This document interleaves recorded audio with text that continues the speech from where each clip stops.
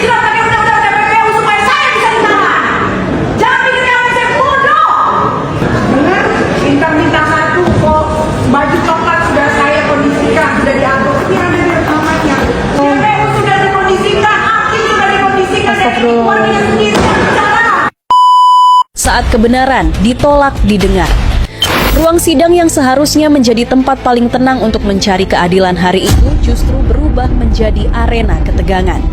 Di tengah proses hukum yang sudah berjalan berbulan-bulan, Nikita Mirzani, terdakwa dalam kasus dugaan pemerasan dan tindak pidana pencucian uang, memilih untuk tidak lagi diam. Bukan untuk membuat gaduh, tapi untuk satu hal yang mestinya menjadi hak setiap terdakwa, meminta bukti didengarkan oleh majelis hakim secara terbuka. Saya minta ruangan itu dibuka. Itu diputar. Karena saya sudah dikriminalisasi selama 5 bulan. Waktu saya sudah habis terbuang. Saya tidak bisa merawat anak-anak saya. Bukti itu adalah sebuah rekaman yang menurut Nikita berisi dugaan serius. Keterlibatan Reza Gladys dalam mengatur jalannya proses hukum, termasuk dugaan adanya pengaruh terhadap jaksa dan hakim. Bahkan, muncul dugaan lebih jauh bahwa ada keterlibatan seorang jenderal polisi berpangkat bintang 1 dalam upaya tersebut. Saya dijerat pakai undang-undang TPPU supaya saya bisa ditahan. Jangan bikin saya bodoh. Sekian 5 bulan. Dan jelas produk yang melanggar TPPU bahkan tidak terdaftar. Merugikan masyarakat, biarlah yang merugikan masyarakat. Saya tidak pernah merugikan masyarakat. Masyarakat mana yang saya rugi? Iya. Nggak ada. Masyarakat yang punya saya ambil. Nggak ada, Niki. Kami pahlawan. Nggak ada, Niki. Benar, minta satu kok. Baju coklat sudah saya kondisikan, sudah diatur. Ini ada di rekamannya. Ini baru sebagian. Ya Allah. Ya Allah segitunya. TPPU sudah dikondisikan, hakim sudah dikondisikan. Astagfirullah. Warnanya sendiri yang bicara. Kami dizolimin ya Allah. Astagfirullahaladzim. Gimana hukum Indonesia seperti ini? Permintaan Nikita jelas. Ia menolak keluar dari ruang sidang sebelum rekaman itu diputar.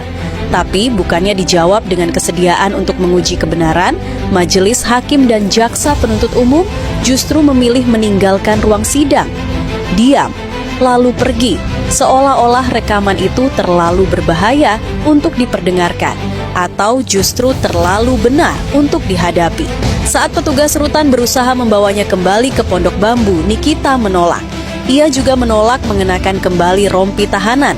Tapi penolakan itu bukan semata-mata aksi simbolik. Ia sedang mengirim pesan bahwa ia merasa diperlakukan tidak adil, dikriminalisasi selama 5 bulan, dan kini dipaksa diam saat memiliki bukti yang justru bisa membela dirinya.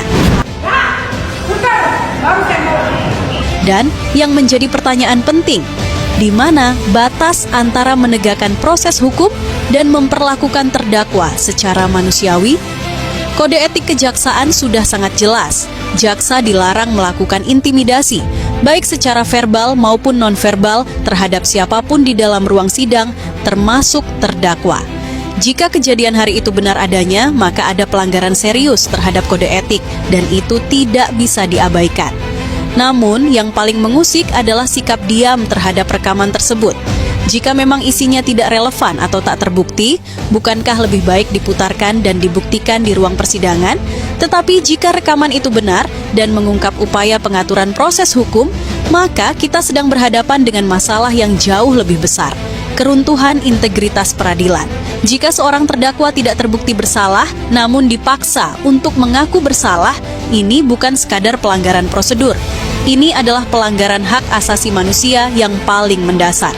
Pengadilan seharusnya menilai berdasarkan bukti yang sah dan meyakinkan, bukan dari tekanan, paksaan, atau kepentingan tersembunyi di balik meja kekuasaan. Hari itu, Nikita Mirzani tidak hanya menolak keluar ruang sidang. Ia sedang mempertaruhkan haknya sebagai warga negara, memaksa publik untuk melihat bahwa mungkin keadilan hari ini tidak sedang buta, tapi sedang memilih untuk tidak melihat.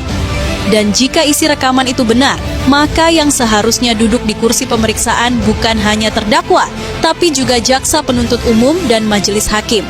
Karena di Republik ini, hukum tidak boleh berpihak pada kekuasaan. ia hanya boleh berpihak pada kebenaran.